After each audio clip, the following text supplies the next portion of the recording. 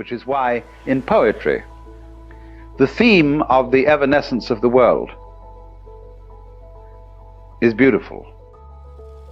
When Shelley says, "The one remains, the many change and pass. Heaven's light forever shines, earth's shadows fly. Life, like a dome of many-colored glass, stains the white radiance of eternity until death shatters it to fragments."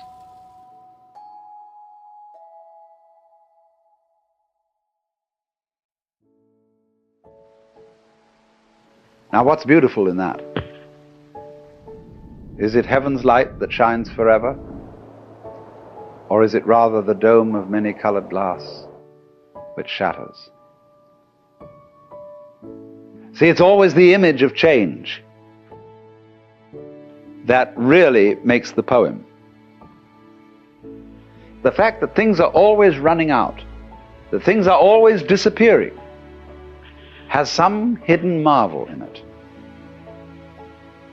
The Japanese have a word, Yugen, Y-U-G-E-N, which has no English equivalent whatsoever. And Yugen is, in a way, digging change. It's described poetically.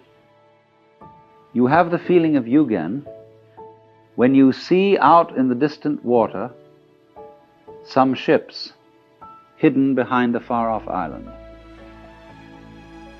You have the feeling of Yugen when you watch wild geese suddenly seen and then lost in the clouds.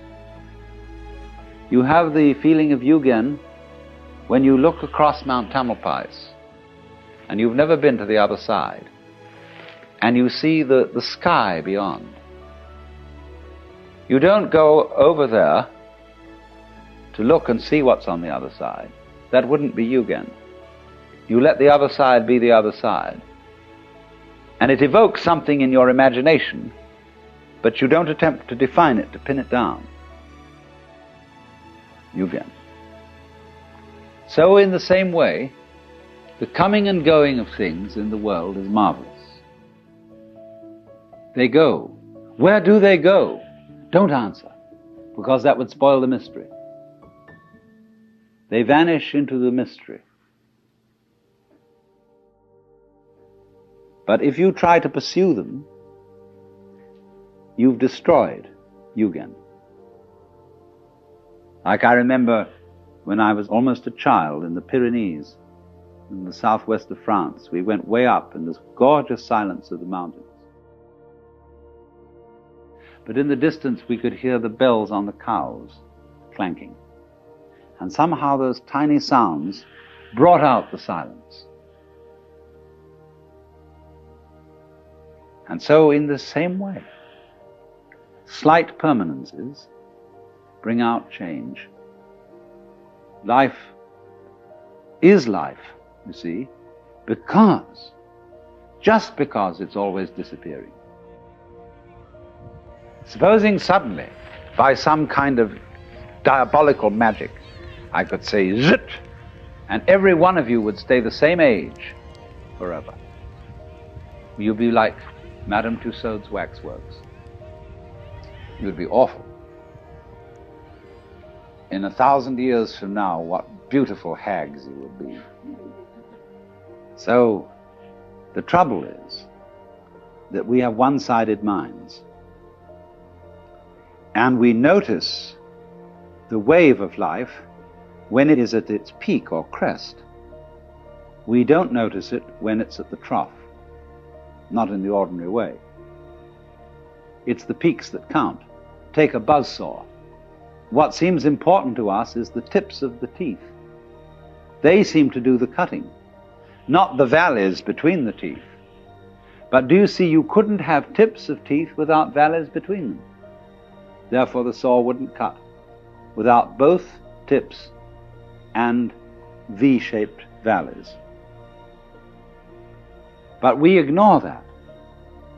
We don't notice the valleys so much as we notice the mountains. Valleys point down, mountains point up. And we prefer things that point up, because up is good and down is bad. But seriously, we don't praise the peaks for being high and blame the valleys for being low. But it is so, you see, that we ignore the valley aspect of things. And so all wisdom begins by emphasizing the valley aspect as distinct from the peak aspect. We pay plenty of attention to the peak aspect. That's what captures our attention. But we somehow screen out the valley aspect.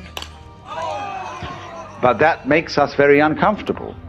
It seems that we want and get pleasure from looking at the peaks, but actually this denies our pleasure, because secretly we know that every peak is followed by a valley, the valley of the shadow of death.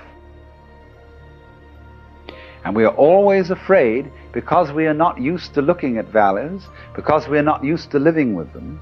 They represent to us a strange and threatening unknown. Maybe, we are afraid, the principle of the valley will conquer, and the peaks will be overwhelmed. Maybe death is stronger than life, because life always seems to require an effort. Death is something into which you slide effortlessly. Maybe nothing will overcome something in the end. Wouldn't that be awful? And so we resist change, ignorant of the fact that change is life, and that nothing is invariably the obverse face of something. She's like such a